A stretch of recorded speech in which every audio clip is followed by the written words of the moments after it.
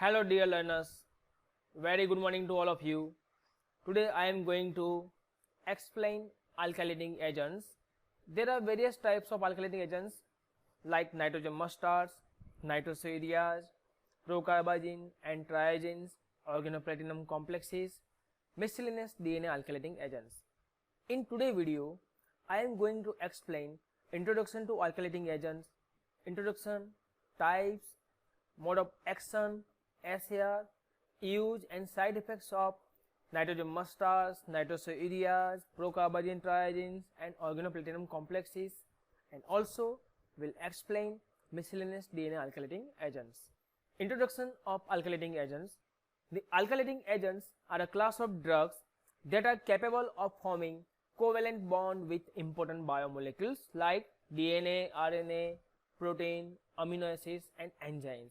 The major target of drug action are nucleophilic group present on DNA, especially the 7 position of guanine. However, proteins and RNA among others may also be alkylated. Alkylation of DNA is thought to lead to cell death. Although the exact mechanism is uncertain, potential mechanism of cell death include activation of apoptosis caused by p53 activation and disruption of the template function of DNA.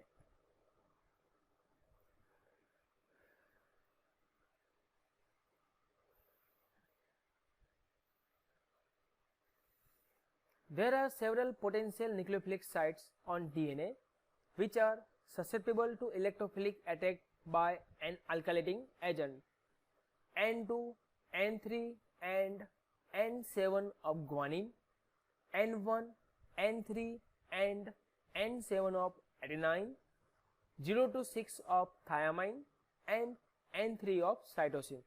The most important of these for many alkylating agents is the N7 position of guanine, whose nucleophilicity may be enhanced by adjacent guanine residue.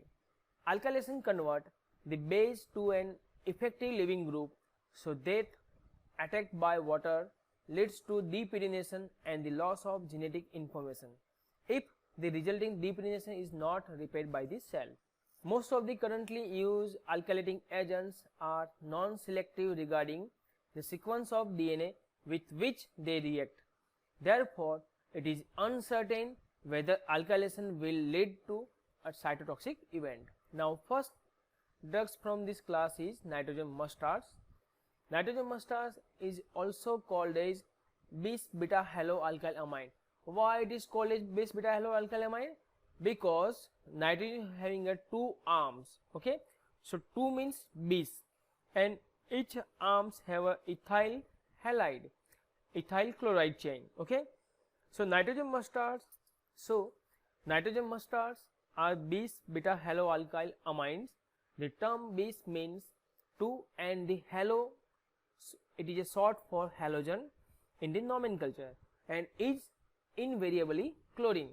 The 2 chlorine atoms dramatically decrease the basic strength of the amino nitrogen through a strong negative inductive effect.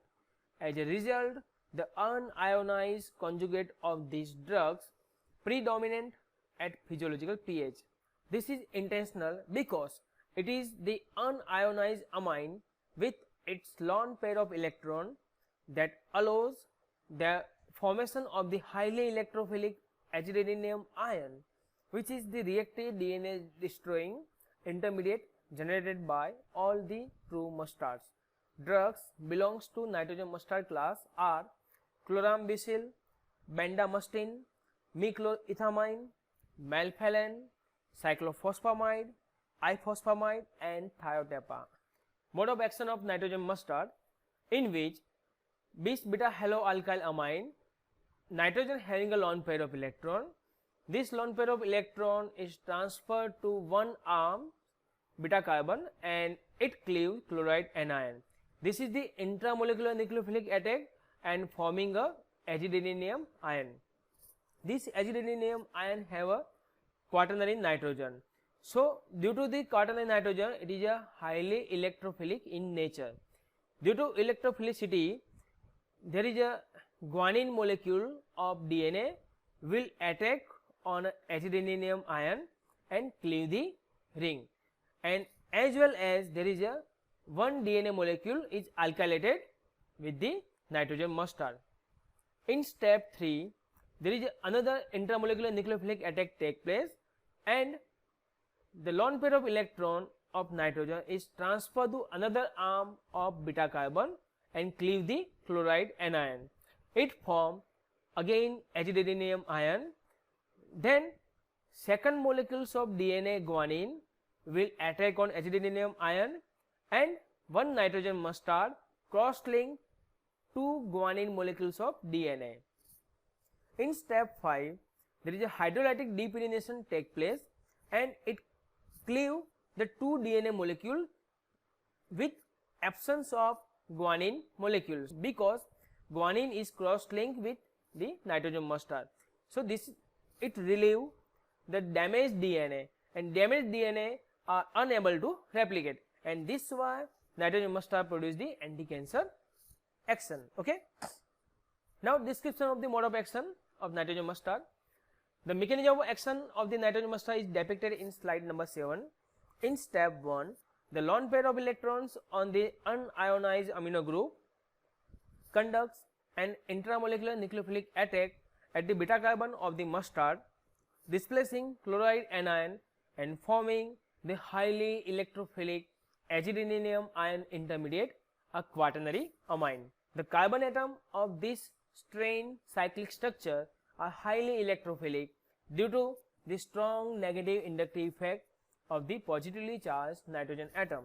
In step 2, a DNA nucleophile conducts an intramolecular nucleophilic attack which break the azidenine ring and alkylate DNA. Although guanine is the preferred nucleic acid base involved in the alkylation reaction, adenine is also known to react. The lone pair of electrons on the mustard nitrogen is regenerated when the azidenine ring cleaves.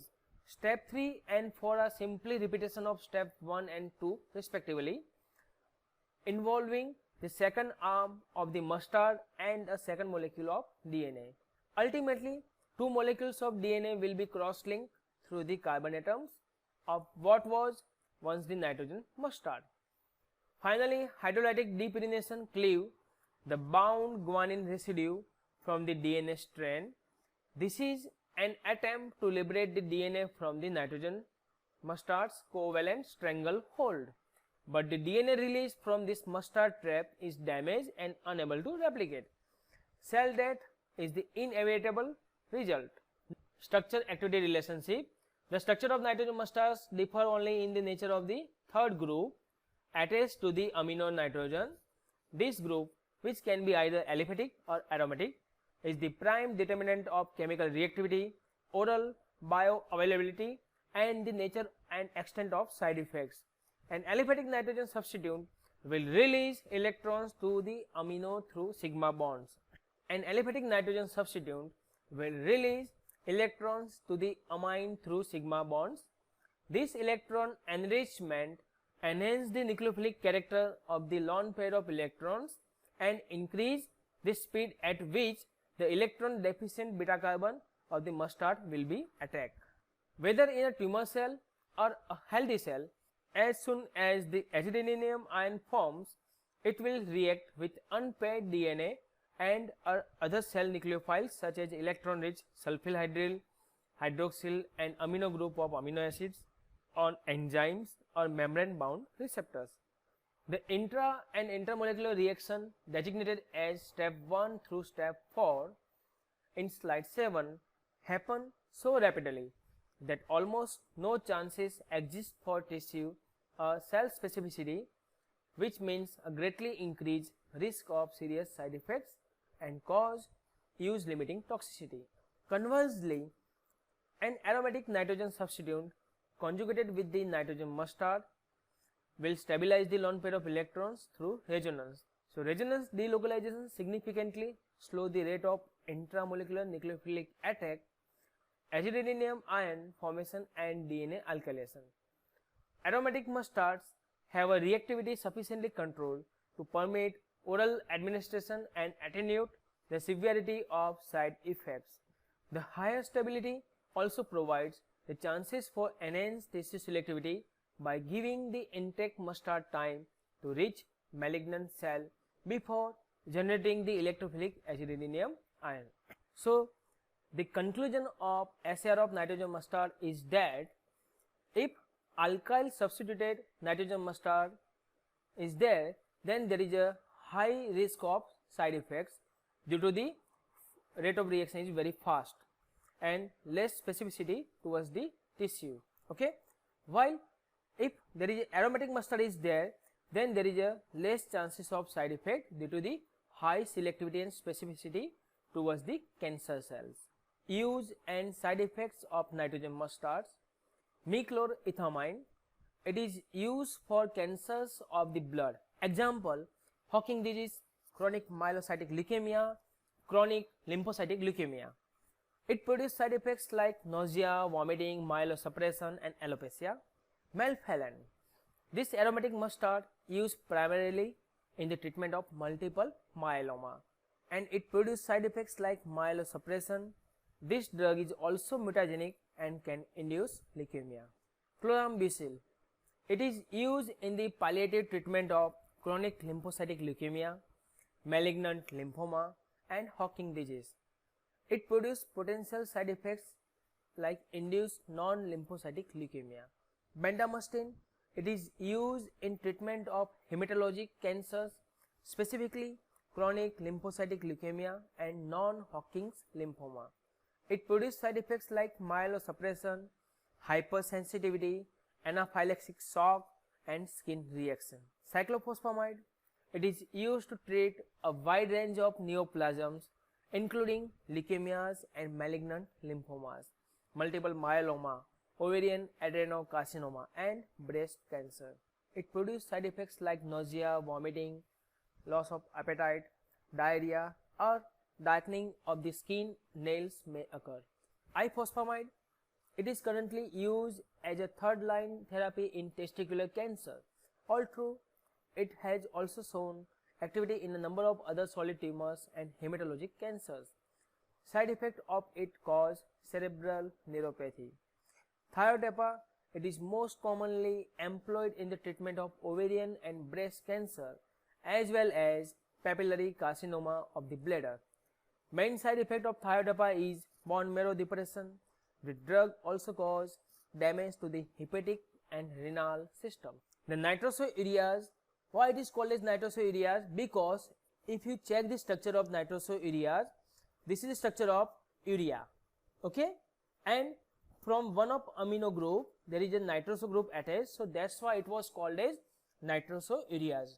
The nitrosoureas were discovered as a result of drug screening by the Cancer Chemotherapy National Service Center, USA, which identified N-methyl and nitroguanidine as having activity against leukemia. Further development of this lead compound was based on the idea that its chemical decomposition was leading to the formation of diazomethane and subsequent alkylation of DNA. This led to the nitrosoureas, where it was found that activity could be enhanced by attachment of a 2-haloethyl substitute to both nitrogen. Drugs belongs to the nitrosourea are chymostine, lomustine and streptozocin. Mode of action of nitrosourea. The non-enzymatic fragmentation is stimulated by the loss of proton from the urea moiety. When proton is lost, then nitrogen is transfer electron towards the carbonyl carbon. So there is a formation of double bond and electron localize on the oxygen. Now there is a two chances to transfer electron. If oxygen transfer electron towards the beta carbon, then it is a pathway A. When it transfer electron to beta carbon and cleave chloride anion, then there is a formation of oxazolidine derivative.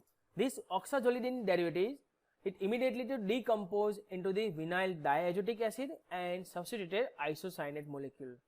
This vinyl diazotic acid form vinyl carbocation, and this carbocation are alkylate DNA molecule. While in pathway B, the lone pair of electron on oxygen is transferred to the nitrogen, and it breaks down the nitrosourea into two fragments, isocyanate fragment and diazo fragment.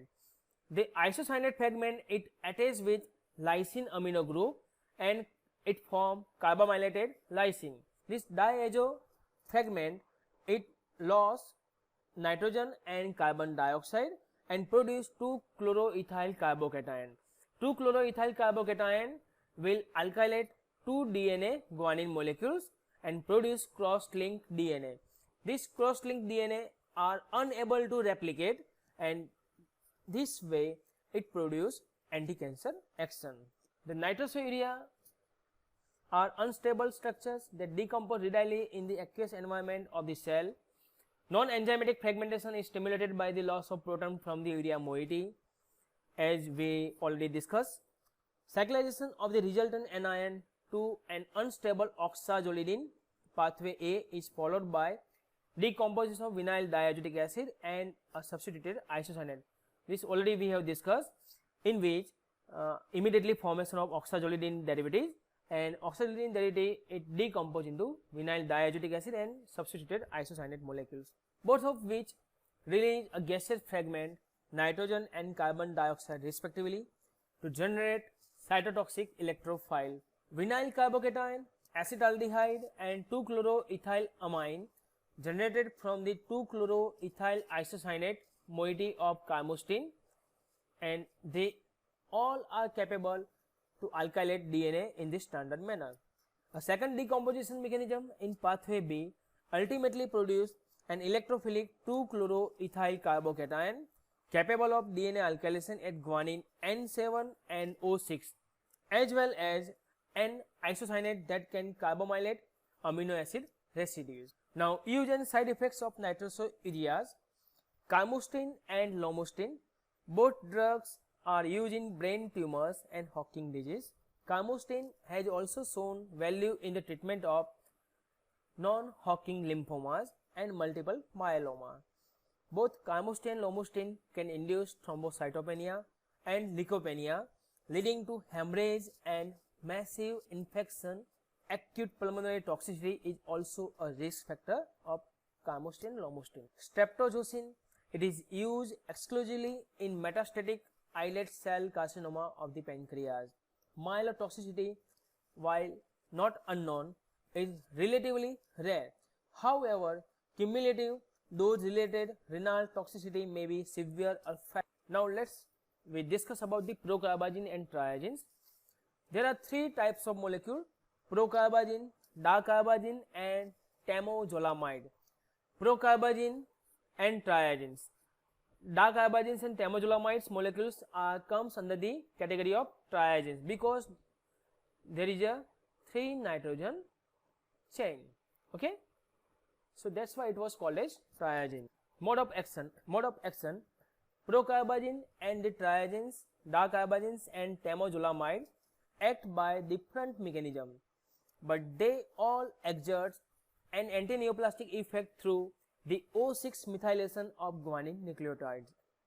O6 methyl guanine pair preferentially with the thymine, and this mispair prompt point mutation during subsequent DNA replication cycle and trigger cell destruction through the activation of the normal post-replication mismatch repair system. Since the alkyl transferase is irreversibly inactivated in the DNA rescue process, enzyme depletion with subsequent loss of DNA repair capability is a significant risk.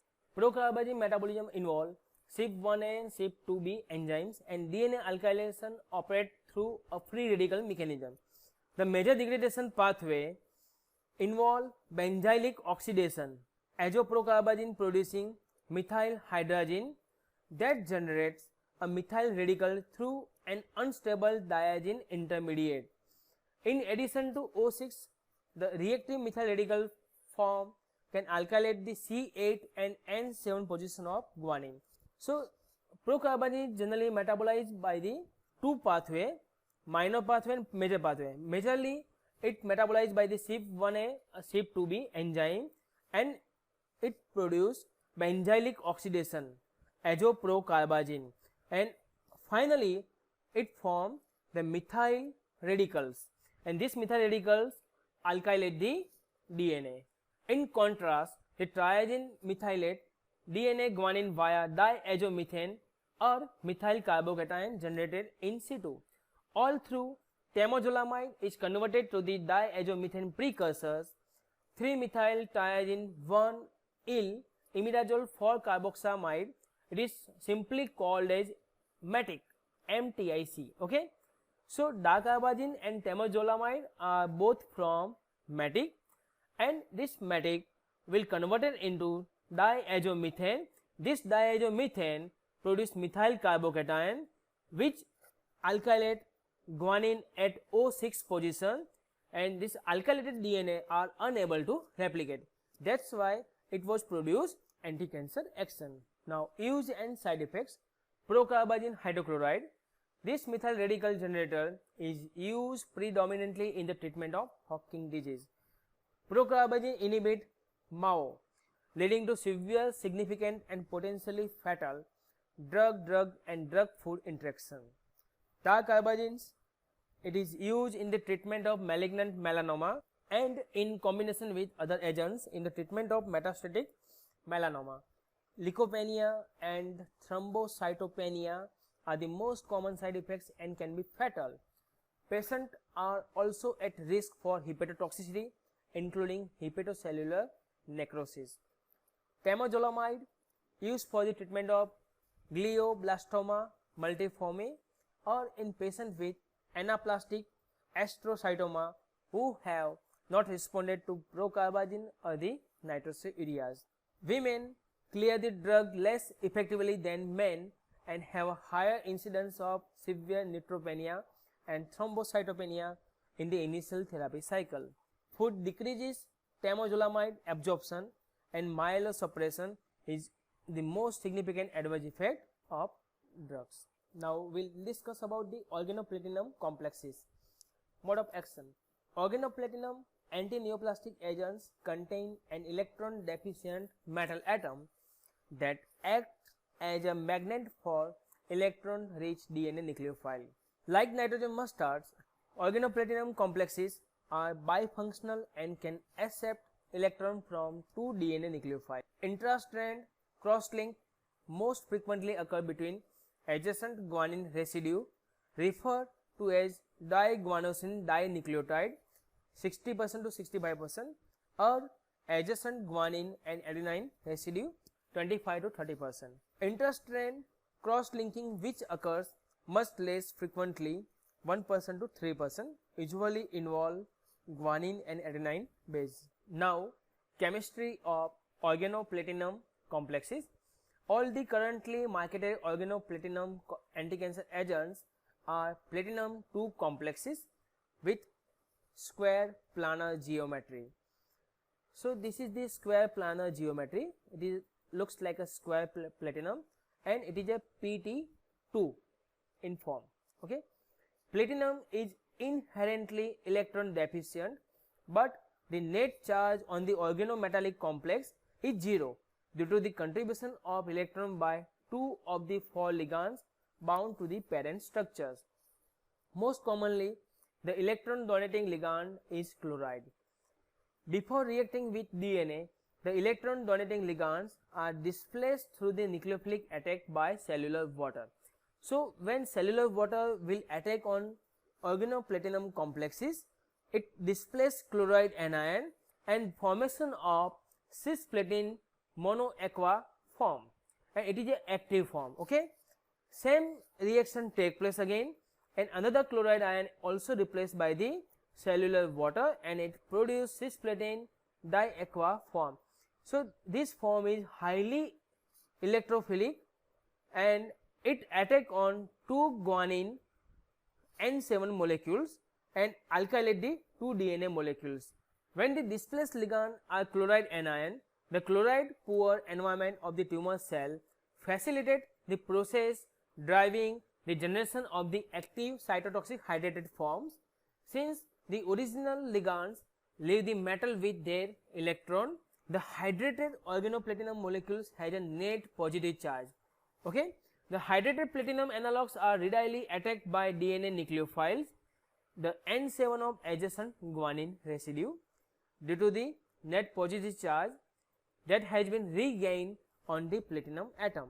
The DNA base become coordinated with the platinum, and in the cis configuration, DNA repair mechanisms are unable to permanently correct the damage.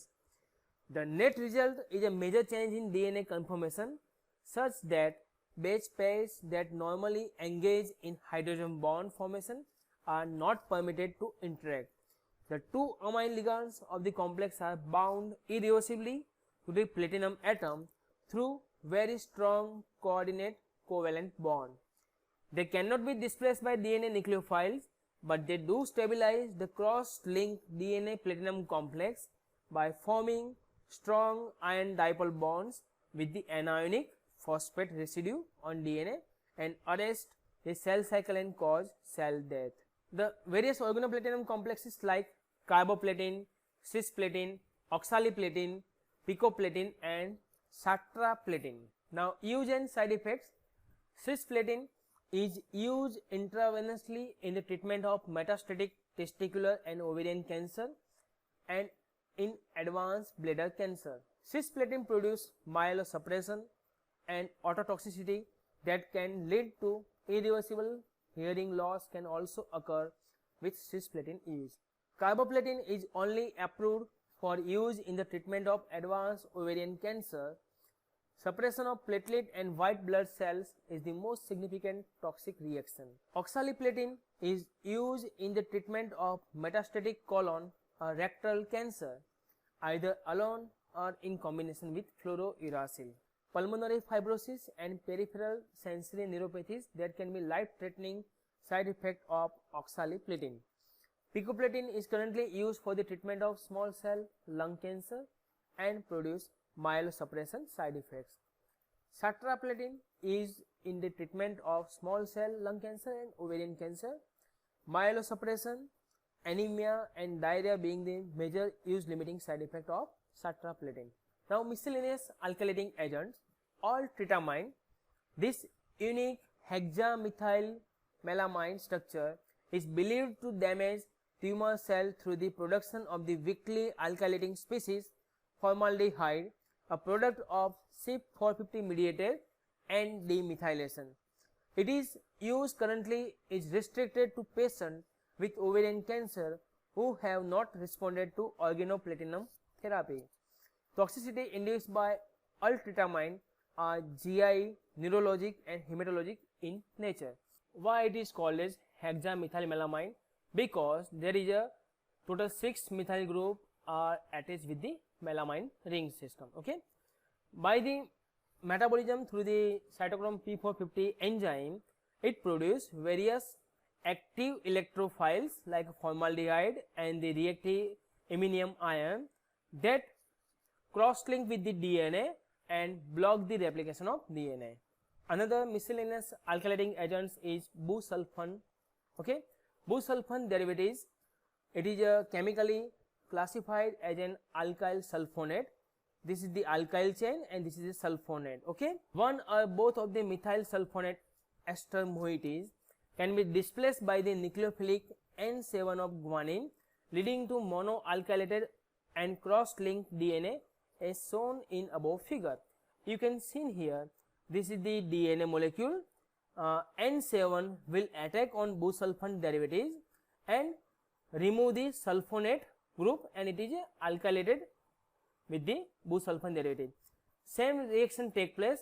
Another N7 guanine attack on another arm of the alkyl sulfonate group and it cleave the sulfonate group, and second DNA guanine are alkylated with the busulfan. So, the extent of alkyl sulfonate mediated DNA interstrand cross-linking has been shown to vary with the length of the alkyl chain between sulfonate esters, with the tetramethylene containing busulfan showing less interstrand cross-linking capability than hexamethylene or octamethylene analog. Means, if this chain, this is the tetramethylene busulfan derivative, If instead of this 4 carbon there is 6 carbon or 8 carbon is there, then its activity is higher compared to the tetramethylene containing busulfan derivative.